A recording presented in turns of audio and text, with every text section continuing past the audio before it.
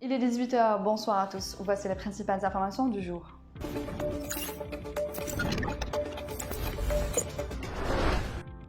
À en croire plusieurs médias français, l'Algérie a interdit ce dimanche le survol de son territoire aux avions militaires français, une information confirmée par le porte-parole de l'armée française au quotidien parisien Le Figaro. Ce matin, en déposant les plans de vol de 2 avions, nous avons appris que les Algériens fermaient le survol de leur territoire aux avions militaires français, a déclaré le colonel Pascaliani, qui précise que l'état-major français n'a reçu aucune notification officielle de cette décision. À Alger, aucune confirmation officielle n'est intervenue au courant de la journée. À noter que des sites spécialisés en navigation aérienne ont publié des captures d'écran montrant des avions militaires français rebroussant chemin à l'approche de l'espace aérien algérien.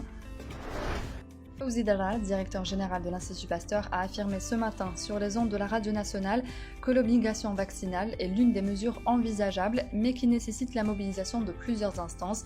Tous les moyens sont bons, mais il faut savoir que l'obligation vaccinale est un processus commun qui nécessite l'adhésion de plusieurs secteurs et une prise de décision multidirectionnelle, a-t-il indiqué.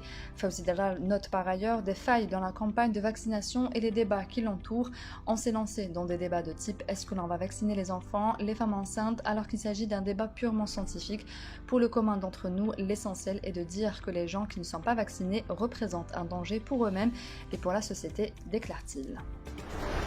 Le cancer du sein arrive en tête de liste des types de cancers prévalents en Algérie, avec plus de 14 000 nouveaux cas enregistrés chaque année, dont un taux important apparaît avant l'âge de 40 ans, contrairement aux pays occidentaux où le cancer du sein apparaît après l'âge de 60 ans et plus, selon les données du fichier national du cancer.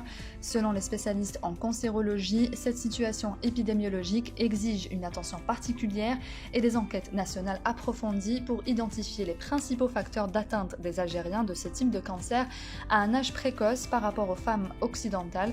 L'association Amel a tracé un large programme visant à sensibiliser les femmes à l'importance de se protéger contre cette maladie, notamment des campagnes de sensibilisation en sus du dépistage précoce du cancer du sein par des examens de mammographie au niveau de la clinique mobile dédiée à cet effet qui se rendra du 8 au 15 octobre prochain à Bchar.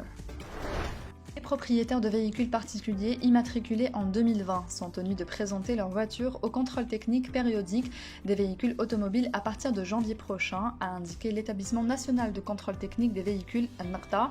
L'établissement a par ailleurs rappelé que les contrevenants aux présentes dispositions s'exposeront aux sanctions suivantes: amende de 20 000 à 50 000 dinars, peine d'emprisonnement d'une durée de 2 à 6 mois, une suspension du permis de conduire pour une durée d'1 année et son annulation en cas de récidive.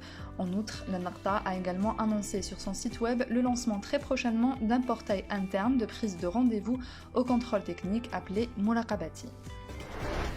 Le ministre de l'Agriculture et du Développement rural, Abdelhamid Hamdani, a présidé une réunion de coordination sur l'aviculture, au cours de laquelle il a été affirmé que la stabilisation à nouveau du marché de cette filière interviendra à partir de ce mois d'octobre, a annoncé le ministère. Lors de cette réunion, les différents facteurs affectant le marché des viandes blanches ont été examinés, ainsi que les mesures exceptionnelles à emprunter pour réguler la filière. À cet égard, Hamdani a instruit tous les acteurs en vue d'étudier toutes les branches qui composent la filière, afin d'identifier avec précision les problèmes rencontrés. C'est la fin de ce journal, merci de l'avoir suivi, on se retrouve demain à la même heure sur nos réseaux sociaux.